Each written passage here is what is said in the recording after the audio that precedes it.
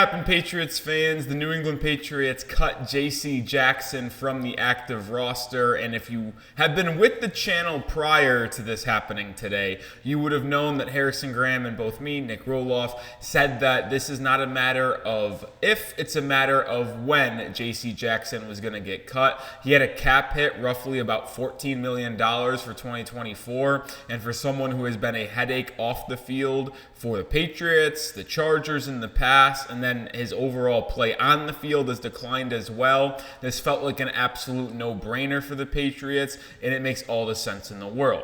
This is why you subscribe to the channel, though. Not in office today. Already put out a video earlier breaking down Drake May and Jaden Daniels. If you haven't watched it already, please do so. It's a great video outlining which quarterback New England should prefer. But this is the reason why you subscribe, because we're still going to cover you on the New England Patriots no matter when. Doesn't matter if. We will have it covered for you. All right. So now everyone's going to be asking, where do the Patriots sit in their cap space prior to NFL free agency beginning in a couple weeks now after the J.C. Jackson cut? Well, they were already at $87 million in cap space because of that incline and that increased expectation that teams didn't think they were going to get with the cap space going to $255.4 million. Everyone thought it was going to be about $7-8 million less than that. Well, so since that, the cut J.C. Jackson saves New England around 13 and change, I believe, according to Pat's Cap, which puts the Patriots at roughly $100 million in cap space. So what does that tell you? Well, it allows the Patriots to have a lot of flexibility going into free agency that begins on March 11th, so 10 days away. And it provides the Patriots a lot of flexibility in keeping and extending their young players. So with the cap space as high as it is, I would expect this offseason for a Christian Barmore extension to get done. I believe they should do it. I believe they will get that done. I also think that they absolutely will be looking to bring back Kyle Duggar and Mike Onwenu. Those three guys should be on the Patriots long term.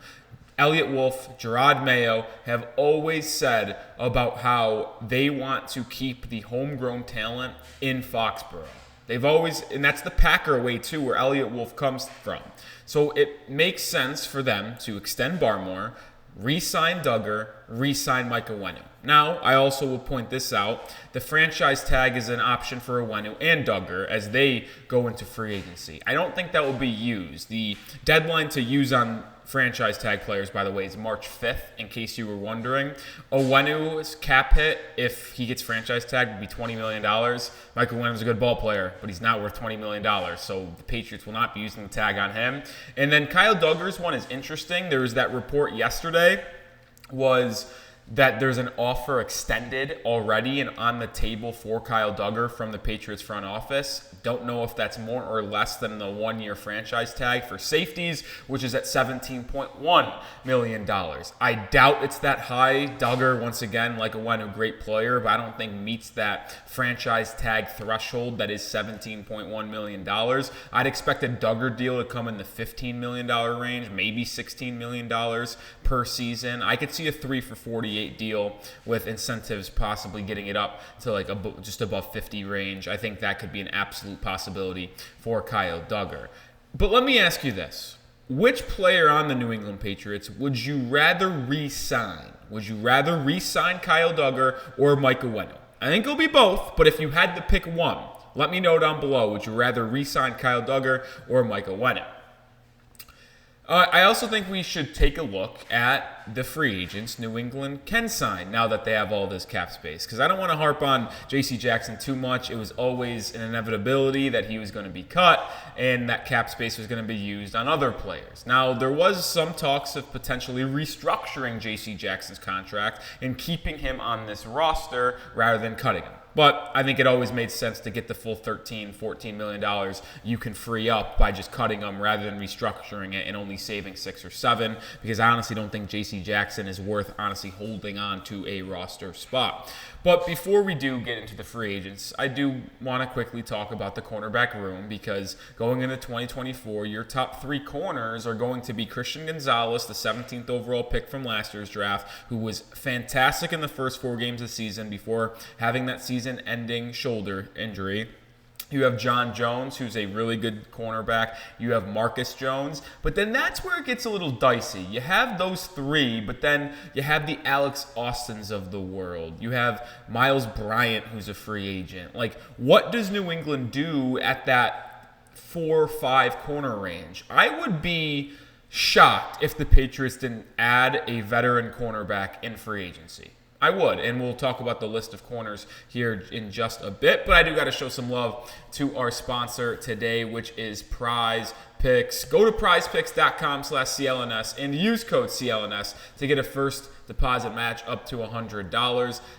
Prize Picks is daily fantasy made easy. It's daily fantasy made fun. They have all sorts of fun games to play. You can take more or less on NFL combine props and the 40-yard dash. They just offer loads of fun things to do, and I play Prize Picks every single day. Y'all see my picks sometimes. You will see my season-long MLB projections. I play it every day. So download the app today. Use code CLNS. Get first deposit match up to $100. All right, let's look at the cornerback market here, because even though the Patriots still have 3 decent corners and the 2 Joneses and Gonzo, I think it makes sense for them to add another one to that room, and we'll talk about some other free agents as well that New England could use this cap space on.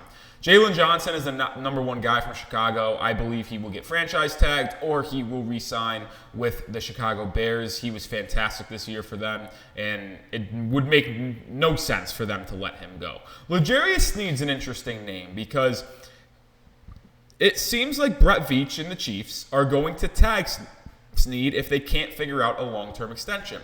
But they have also allowed L'Jarius Sneed to go talk with other teams and potentially get a trade done. So it is not set in stone that Sneed will be back with Kansas City in 2024.